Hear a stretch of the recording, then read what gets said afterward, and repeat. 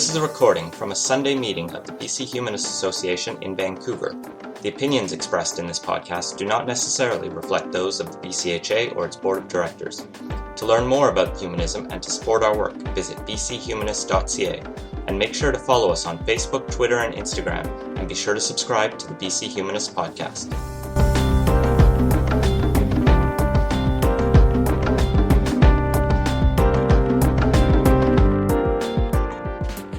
So today I'm here to talk about populism. So the first thing to discuss will be a little bit about what exactly that term means. I know it has a couple of different meanings.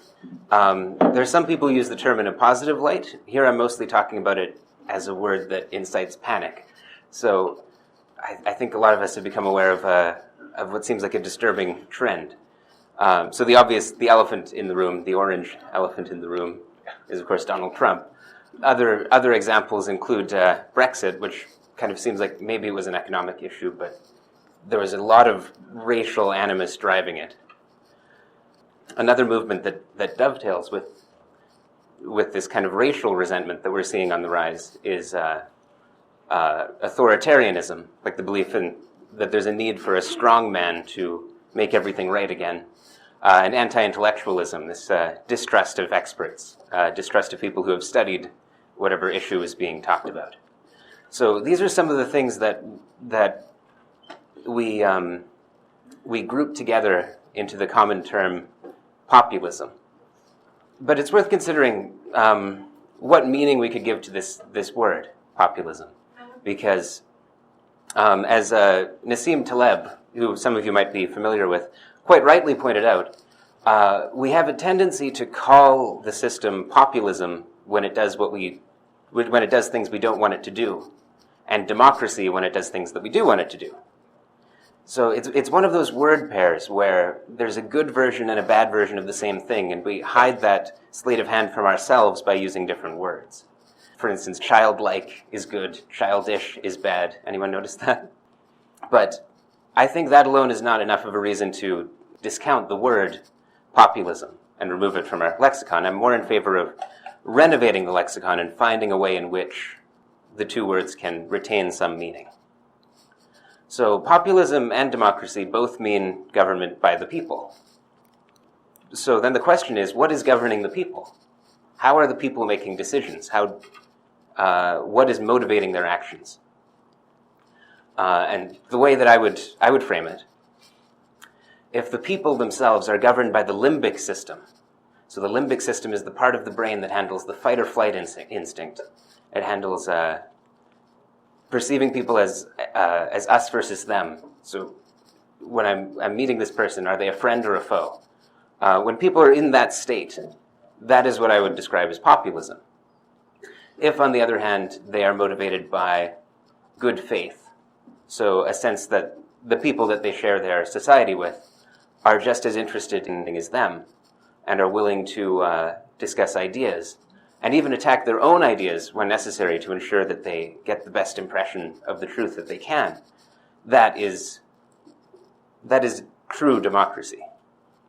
So, of course, by that definition, democracy has never existed on the face of the planet. But we can talk about a spectrum, right, between populism and democracy. Some states are certainly more democratic than others. And I think a properly democratic state can exist. So it's challenging to create the conditions under which a proper democracy can occur. And as I think we're seeing now, these conditions are more fragile than they might seem, even in societies that have been democratic for long periods of time. So, having distinguished populism and democracy, I think it's important to add a third category, which will also be fairly imprecise to any political scientists in the room, but I'll use the word fascism to describe it. That would be a society where the people are not in charge. It's a society where the strong, or the people most capable of wielding violence, are in charge. And their right to authority comes from their ability to exact violence. So we can think of this as three levels of discourse. So sort of like a ladder, where the lowest rung is fascism, the next rung up is populism, and the rung after that is democracy. So the question that I think is most important to consider is, how do societies ascend and descend on this three-runged ladder? Since at the moment what's been occupying me the most is how we descend the ladder, that's what I'm going to discuss first. So we're going to talk about how democracies become populist states, and also how populist states become fascist states. So I'm going to begin by talking about the way that populism gradually transforms into fascism. So the concept that I will use to describe that process is terrorism.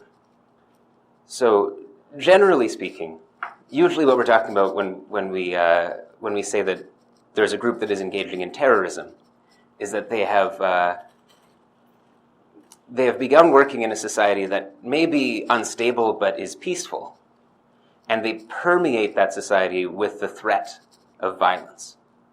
So what's important about this is not so much that a lot of violence is done, but just that the perception is created that if anyone steps out of line or steps out of the ideology that the terrorists are pushing, they may be killed.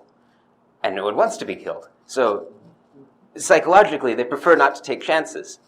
And it creates a situation where people no longer feel safe enough to engage in any kind of civil discourse. So what I've been observing, like since the election of Donald Trump, I've been paying a lot more attention to American politics than I was before, in particular on Twitter, which is an interesting ecosystem to participate in because you get all sorts of people and you kind of get an impression of how a town hall might go with people from all over the country, all over the world, where there's no common standards for how the conversation is supposed to go. So people hang out with their friends mostly, but there are all these interfaces. Like anytime any political question comes up, people have wildly divergent opinions and things get explosive very fast. So there's another kind of terrorism, I would argue, which is more subtle than the explicit terrorism of violence, which I will call limbic terrorism.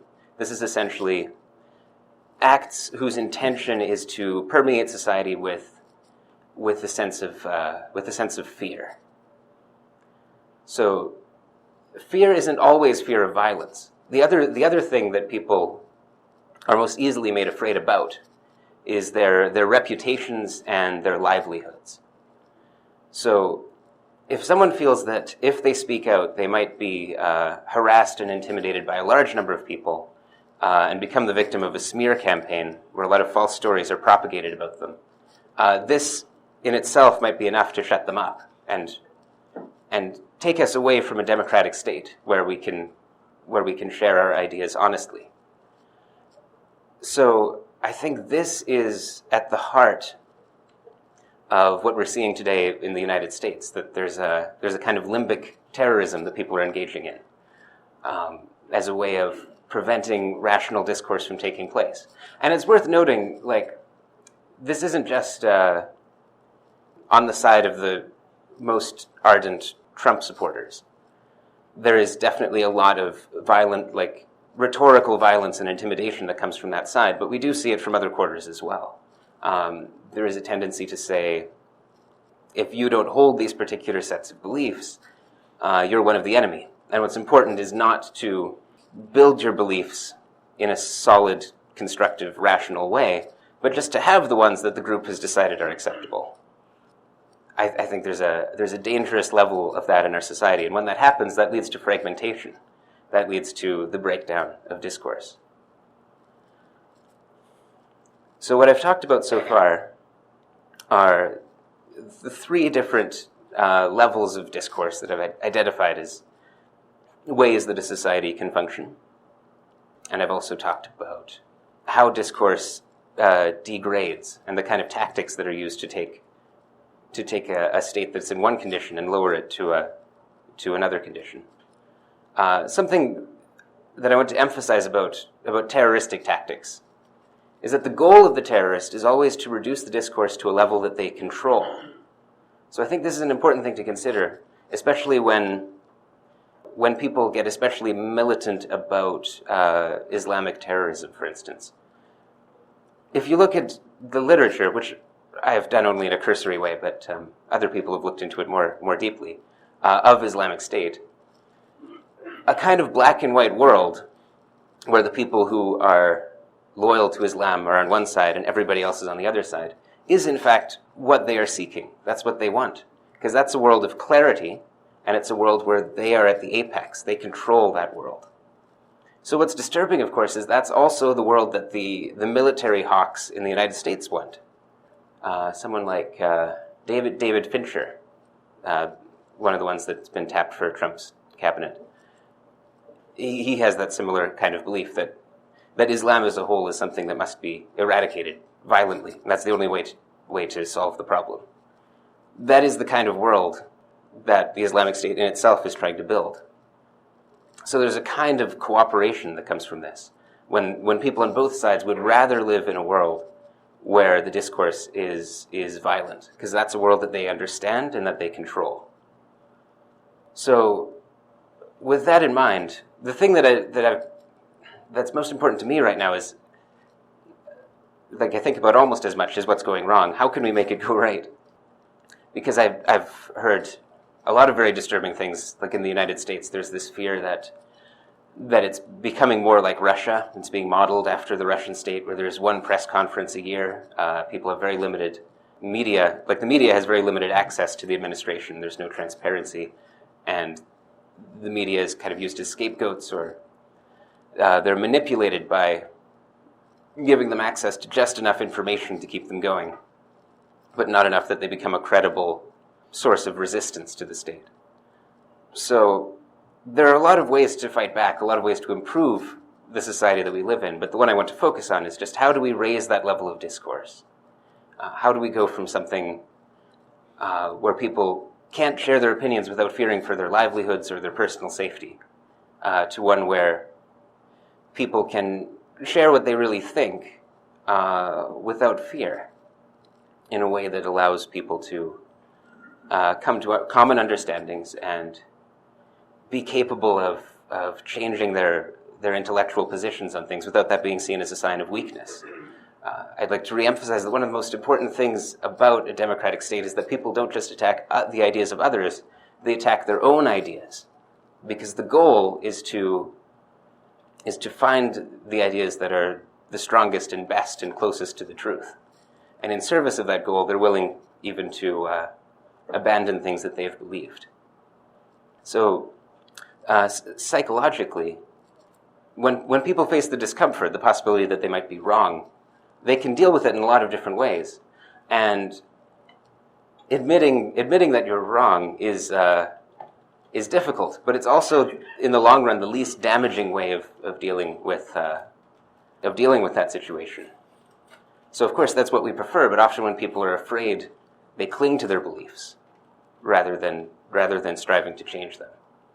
So, creating a world where people are less afraid is vitally important. So, the question that I began with was how to elevate the level of discourse. And so there's another point I'd like to make there, which is that, like, there's this phrase, they go low, we go high. It doesn't work that way in real life. When people are being, like, when someone is opposing you with violence, you can't just respond with a reasoned argument. You also have to respond to the threat of violence. There's no other way to do it. You'll be undermined otherwise, and it won't matter that you were right. So there's a kind of realism that must be engaged in order to effectively combat terroristic attempts to lower the level of discourse. So they do need to be responded to directly.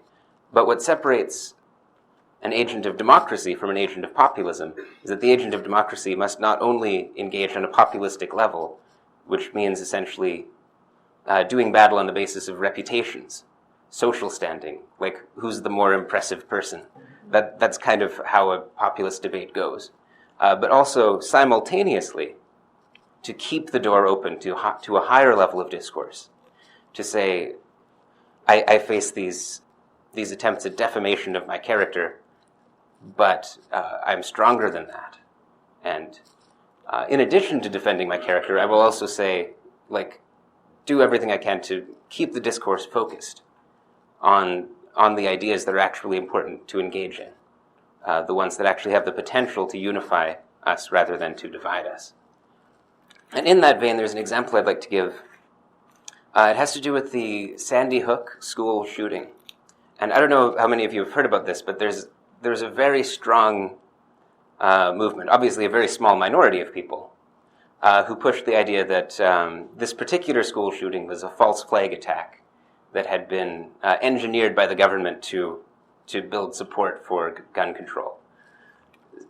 It's interesting to see how these things build up. I think one of the things that happened there is they couldn't face the idea that someone would actually do something like this if they were given a gun, so they had to create a different world where the people involved didn't actually exist and was all a fiction, because that was more comfortable to them.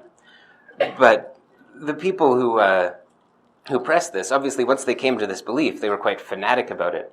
And enemy number one was the parents of the victims of the shooting, because they were the ones who said, they were the ones who in the minds of these conspiracy theorists were lying and trying to take away everybody's guns, when in reality they were people who had lost their kids.